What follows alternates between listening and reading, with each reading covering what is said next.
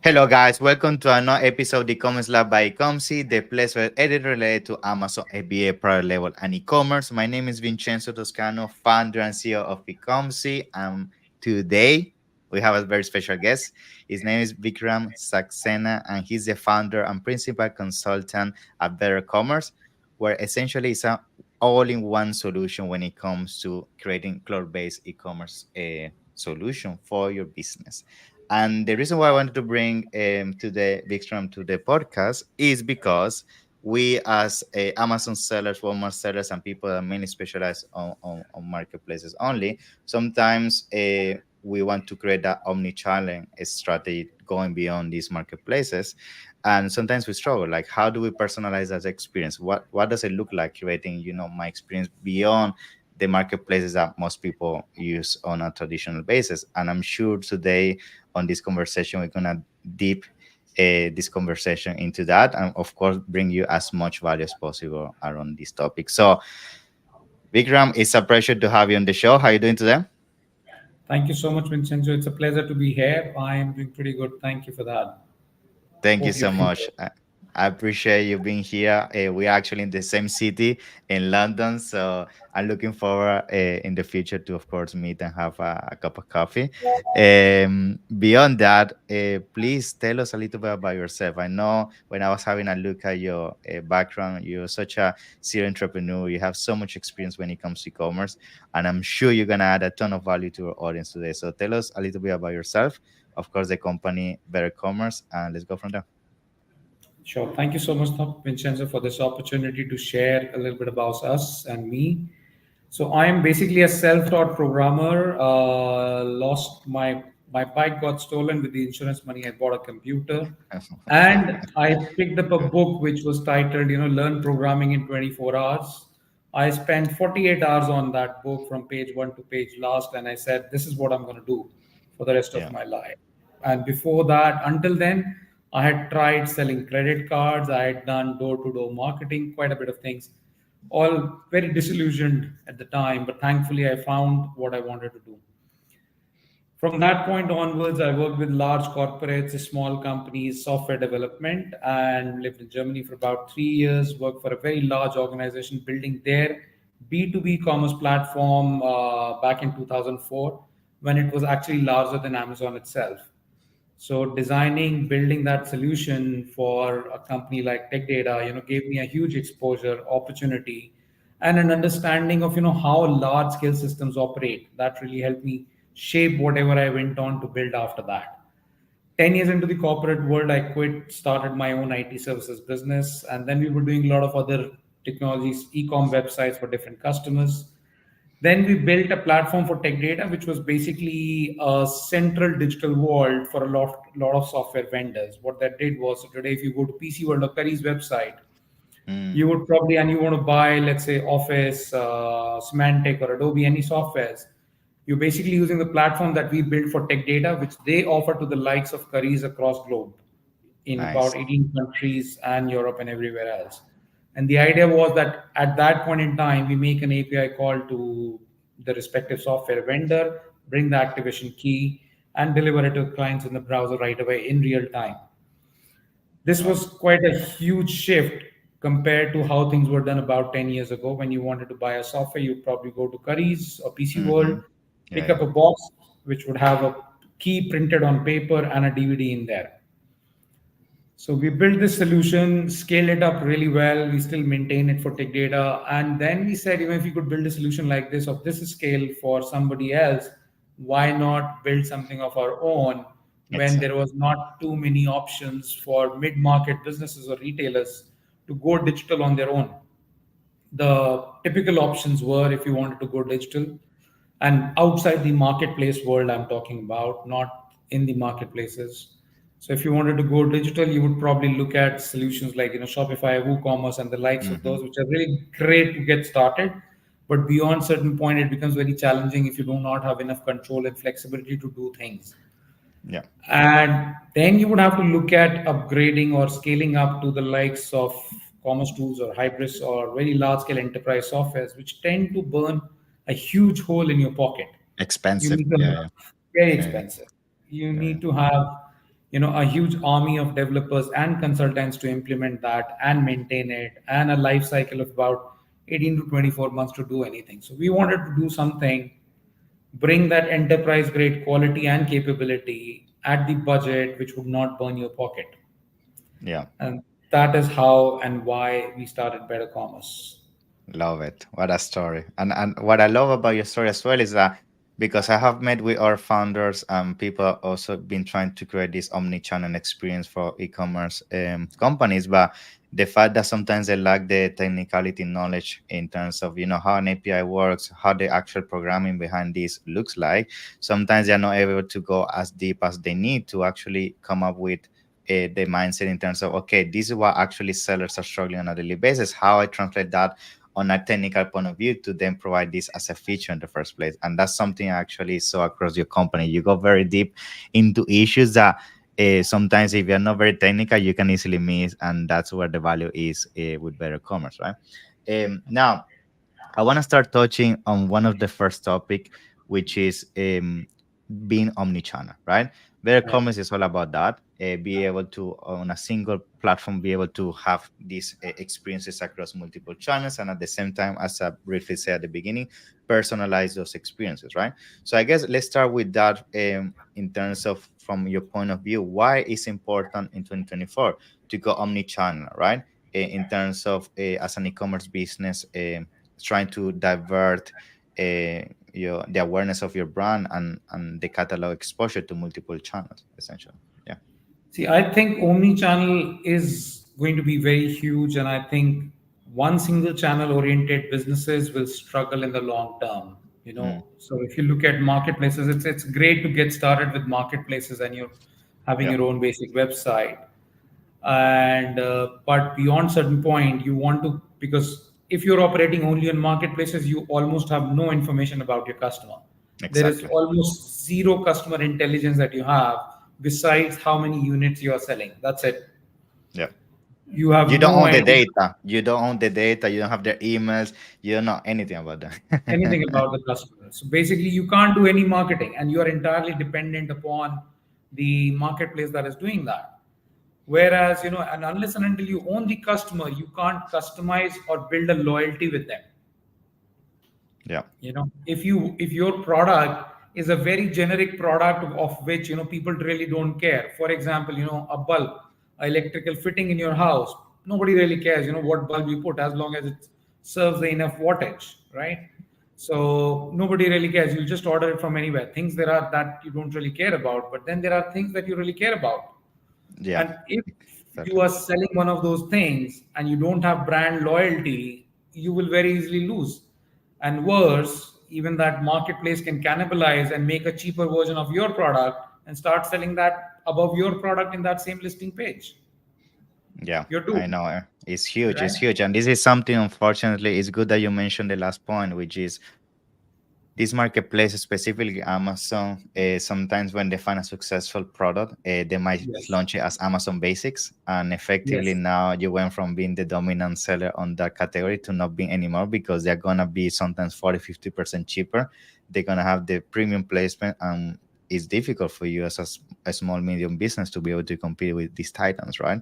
And lacking the data and really the understanding of what your customer looks like, which they actually have, but they don't share with you, Right. is a tough game, right? Now, talking about omni-channel, right? Of course, we understand that we need to start spreading our wings because at the same time, that is what going to allow us to not have all our eggs in the same basket and be able to add some kind of diversification and protection to our business. But sometimes the conversation shift to that it can be expensive, but beyond expensive, it's difficult to personalize and maintain the same level of experience to my consumer across multiple markets all at once. And I guess that's what you guys are trying to do with better commerce. Try to reduce those fees as much as possible while be able to personalize the experience and keep it consistent across the board. So tell us a little bit about what are some of the strategies you recommend to be able to achieve that. Yes. So going omni-channel on the face of it sometimes looks very daunting and very Hmm. expensive. Now, if you look at it, what exactly is omni-channel? Being able to sell in your store, being able to sell online, being able to sell in marketplaces, and being able to sell on your mobile app and at the same time offer a consistent experience to the customers across the board on all three channels. A lot of times you come across businesses, they would run some promotions only on mobile, and sometimes it is okay to promote a specific channel, but otherwise customers would get really cheesed off. You Yeah. are offering, then they would stop coming to the store. So you say that this promotion is only available in store but not on mobile, and this promotion is only available on mobile, not in store, or the content on store or mobile is different. That makes the customer take off a little bit. And if you really look at it, we are always looking at it from a seller's journey, which is the brand, but we tend to ignore or overlook the customer's buying journey. Customer does not differentiate between the channels. When you are moving, you would probably look at a website on your mobile phone, but when you get to the office, you'll probably open up the website on your laptop or desktop, which is a different resolution and a different experience. And if you're in the chain or in a high street or in a mall, you'd probably go to their store.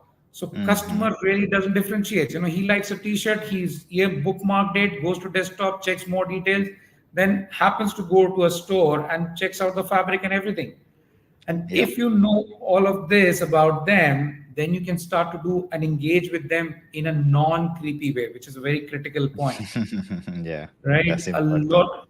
Yeah, a lot of times when you have data, you don't want to start sounding creepy that the customer gets, oh, he knows that much about me. No, I don't want that to be. That you And they'll follow just, them even every single way they go, you know every single move, and that sometimes actually makes you feel a bit afraid to interact any further because you just feel these guys are just having all the information about yourself. Yeah. So exactly, yeah. exactly. I mean, you might have experienced that, you were talking about something with your wife, and then just suddenly after an hour, a Yeah, yeah, similar ad on that same product shows up on your Facebook or Instagram, right? yeah, Which is very scary. It is yeah, creepy. yeah, So I know. you should start personalizing and engaging with the customers a bit more. Okay, last time, 3 months ago, you bought this fragrance from us, and now we have a promotion running on this fragrance for you, and we are happy to offer this to you because we see that you are a premium customer for us, and you can do all of that only when you know enough about them and you start building your customer interactions around that in a non-creepy way. Yeah. I think another thing that you are mentioning here, which is very important, is the product information management, centralizing all of that, which I saw is one of the big things you guys focus at Better Commerce.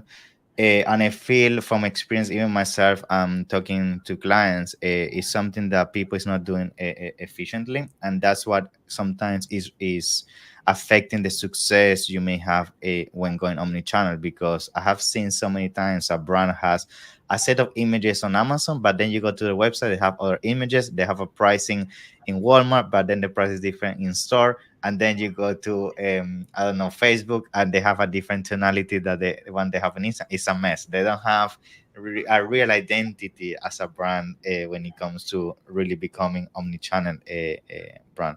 So I guess out of curiosity, when you see brands doing the shift to omni-channel, what is some of the steps they have to do to define the pro information management, like the identity of the product? Is this something that you feel people figure out along the way while they're doing the expansion, or this is a must-have before you even deploy a omni-channel strategy to make sure you keep consistency and have the best conversion possible on all these other channels effectively? Yeah. I think standardizing your product information is anyways a must have before you do anything. Mm, Of course, it's a prerequisite for going omni-channel because you don't want to be sharing different imagery and different product content or description across different channels because people will not be able to relate. The whole idea of omni-channel is the repetition and iterative nature of pushing a similar message in a very subtle way to the customer. mm, And if it is not coming across consistently, there is no connection. yeah. And you lose the whole purpose of all your omni-channel efforts and investment. Yeah, yeah. So I Because I think know the day omni-channel, and this something that people don't understand. It just offering the same experience just in a different channel. That's it. But it has to be the exactly, same experience if in a store or on Amazon or your website has to be extending. It's just the convenience that you have options where you can shop my product from. That's it.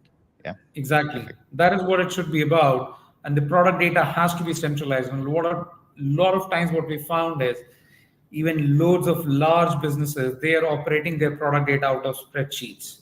So there's Mm, one team which is putting that spreadsheet into, let's say, online stores. There's another team which is putting information into their physical stores, and mobile app content is maintained separately. And that is where it becomes a nightmare, a completely broken experience across the board. yeah, I So know. this is I know. where PIM comes in very handy, and it almost becomes very important, especially for a multi-category business. When Yeah. your different categories will have different set of data that you want to be, because the only way to build your own brand and customer loyalty is offer enhanced experience in terms of product data to the customers. Yeah, super important. Now, another thing I want to discuss with you is when a brand decide, and this is the reason why I make this question is because I'm sure the ones watching and listening are gonna ask this question is when I make the decision to go omni-channel, how do you come about choosing what are the right channels to get started with? Because let's be honest, there are so many channels out there, right? Yes. Beyond the traditional ones, there are hundreds of them, and sometimes can be overwhelming. That say, "Oh, I need to tag all of these at once," because sometimes, first of all, you don't have the bandwidth to cope with all of that, and second of all, sometimes you don't even have the experience to figure out which are gonna be the ones that actually resemble with the avatar that potentially is going to be present on those marketplaces, and therefore have a bigger chance for your brand to convert on those channels in the first place. So how you come across the decision making process to say, okay, these are some of the channels that have to be part of my omni-channel strategy. Yeah. So if you look at it, there are three biggest channels that I look at it, and everything else then falls into the other Mm-hmm. channels depending upon the business and the product line that you are in. And Mm-hmm. three biggest, if you are into retail, then of course the physical stores to build that experience and trust in the eyes of the customers. Second is, of course, your own website. And third is the marketplaces. Nice. Then these three typically would be quite prominent in the critical ones. A lot of businesses may or may not trade on the marketplaces because they want to maintain certain level of premium level elevation in terms of the customer's eye. So they would probably not trade. There are loads of businesses which don't trade on marketplaces. Mm. So from that perspective, those two channels, of course, are the most critical ones that pretty much every retail business would do. Beyond that, so for example, let's look at mobile app. Should you be building a mobile app and selling through mobile app, or should you have a mobile specific website? The mobile Mm. app, how many mobile app is a customer going to download and install? You have to Yeah, think about it. yeah, it's true. There is only enough space, and how much usage is actually going to be, and what is the extra value that your mobile app will do. If Yeah, I interact with 20 brands, I am not going to download 20 apps for yeah. each brand that And I the worst interact with. thing, to be honest, is that most of these apps, and I agree with you, every single now brand that is becoming mainstream, like Shane and all these kind of category brands, they're having their own apps. But the reality is, most of these apps are very bad. They are not efficient. They're very Very slow. bad. The interface is Yes, not the best. So, I mean, what's the point of downloading the app if you're not gonna give me a good experience anyway? So exactly. So app should go beyond a transactional value, and it should yeah, offer something of value to the customer. So you have to think hard whether this app is actually going to add something beyond what you do from your website perspective. yeah. For example, is the app giving you some kind of, let's say, a localized or a geo-specific access capability that if you are in this location, app is going to trigger, there's something available for Mhm. you here. Yeah. So there has to be a value add for each channel. Plus, you have to identify where your customers are mostly interacting. I think Yes. those are the two biggest factors that should drive your channel decisions. Yes. Now, another thing I wanted to also bring to the table is, of course, we're already talking about the omni-channel strategy and why it's important for brands specifically that only focus on marketplace such as Amazon and Walmart to bring on board, and what are some of the considerations for that. But at the same time, I want to bring to the conversation a little bit the technical technology side of things, like working with APIs and all of that. I know for a fact that for a lot of people, this can be also very complex thing to get their head around, because I mean, if you're a person that don't come from a technical background or programming, like as soon as you hear API, some people don't even know what API means, right? So I guess what I'm trying to say with this next question is how you you recommend usually people when they go into this journey to figure out all these things? Like, do you feel the best approach is using solutions where everything is centralized, or there's some recommendations out there in terms of resources that you would like to mention? Because if I'm honest with you, I can see people struggling when they come across all this technology that sometimes has to be integrated to really provide and come up with the proper omni-channel strategy. Yeah, so what we've seen is there are different kinds of, and everybody has their own requirements. Hmm. Now, in what scenarios a all-in-one solution would work, and in what scenarios should people go about a best of breed kind of an approach where they will evaluate and do a lot of technical stuff on their own. Now, if you have tons of millions of dollars or pounds to spend, hire a big technology team, build everything on your own, pick up the best of the breed from the market, Hmm. and then go ahead with that. If you've just started off, pick up a software, an e-com platform off the shelf, which pretty much has a huge ecosystem. And as you go along, learn the tricks of the trade and learn which apps are suitable for you or not. But what happens with this approach is as you scale up, you end up installing more than 40 to 50 apps. Yeah. And a lot of times, these apps may or may not interact with each other that well, or an upgrade from one app is potentially going to break. Now, what you end up with is trying to pull data from those 50 different apps and trying to make sense of it. Again, you are almost lost. So, this is where a lot of times a solution which brings an end to end composable capability and gives you one view of your business from a product, customer, order perspective is very beneficial. If you don't want to be constantly struggling with the technology, you don't want to be constantly investing in a lot of or hire a big technology team, that is when a solution like this which offers an end-to-end commerce stack works better for you. Yes, of course. Yeah, because I feel, and that's true. There's also so many shiny objects, if I'm honest with you, especially in platforms such as Shopify. There's thousands of apps. They all promise to boost your conversion, your traffic, Exactly. loading times, and everything. And sometimes these apps do more harm than actually help you, because sometimes they conflict among themselves and everything. So I agree. It's very important to start slow, like very simplistic approach. And then if you have the money, of course, go enterprise level. Otherwise, Yes, just try to use all-in-one solution that is basically the same family of APIs rather than multiple companies trying to exactly. pull the data all at once. Now, talking about data, I feel the other issue with omnichannel is be able to measure success, because a lot of people go so many channels at once and they don't have the mindset of being very proactive with the approach. And what do I mean by this? I feel, and maybe you can help me out with this. When you go omni-channel and you start testing so many channels and so many ways of basically getting exposure, if you're not very proactive in terms of design, okay, this is not working, I need to kill it and jump to this or marketplace and all of that, you can end up losing money very fast, because Yeah. effectively you are spreading yourself too thin.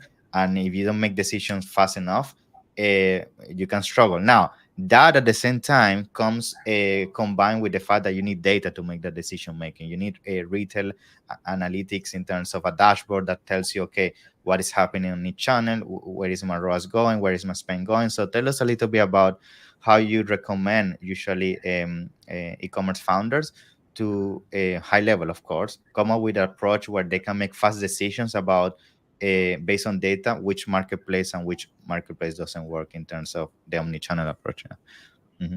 So I think Vincenzo, in today's day and age, when Chat GPT has almost become a norm and a standard, it's just like everybody used to use Office. Now Yeah, everybody uses Chat GPT, right? So in today's day and age, I think the problem of finding the answers is gone. You mm, have answers to anything and everything. The biggest problem now is asking the right questions. exactly. Yeah. And you just have to start applying the context of your business, pull the right data, maybe go into Chat GPT and start comparing which channel is performing better on a regular basis, or look at the AI tools which will do this analysis for you and bring you a comprehensive report on a periodical basis. Now, this is where it gets a little tricky because AI tools, there are loads of them now. If you look up AI, there is probably hundreds and thousands of AI tools. Just like back in 2000, there was everything was .com. Today, everything is AI. Yeah. So you have to, go through it a little bit again with cautiously. But ChatGPT is a very reliable source where you can potentially go in, feed in some sample data of yours and ask them, analyze these sales for myself and tell me which channel is working better. Yeah. But the most important thing is collecting that data across all channels. A lot of times people end up not collecting the data. And as they say, garbage in, garbage out. If your data in is not of good quality, you're not going to get any good output out of that data. Yes, I So agree. Yeah, that's a validate big the issue. data that Yeah. when you're capturing it. Yeah, I think, and that's why I feel a lot of people don't believe in omnichannel is because every single time I ask this question, okay, it didn't work out for you, but let me see the data. Where does the data say it didn't work? Oh no, it just I didn't get sales. Okay, but data goes beyond that. It goes Yes, impression, clicks, conversion rate, bounce back, absolutely. load, so many things, and people don't know Yes, this data, and that's why they just make the simple decision. Oh, it didn't work out. I just go to my comfortable approach of only being on a single channel like Amazon, and then they struggle down the line because of the things we mentioned at the beginning. exactly. So it's a vicious cycle. Now, being say that we have discussed so far what omnichannel is and what is important. We have discussed the importance of course, centralizing and making sure the information on your process is consistent across the board. We also talk about the technological side of things and data. What would you say is the last point that you feel will bring all this to a closure in terms of importance of the omni-channel approach and really being present across multiple channels that you would like to add to this I conversation? think one big thing that I would like to add in there is that the context is the king. A lot of times people say content is king, but one strategy or one channel strategy work with other business does not mean it will necessarily Mm, work for you. So evaluate everything in the context of your own business. Collect data and do a little bit of a data-driven decisions, like you said, rather than just being on an emotional feel. Okay, it did not drive enough sales, so I'm not going to do it. So contextualizing every element and every input is very important to your business. Just because it worked for your friend does not necessarily mean it will not work for you, or it will work for you, either which ways. exactly. So putting everything in the right context is very important. Cool.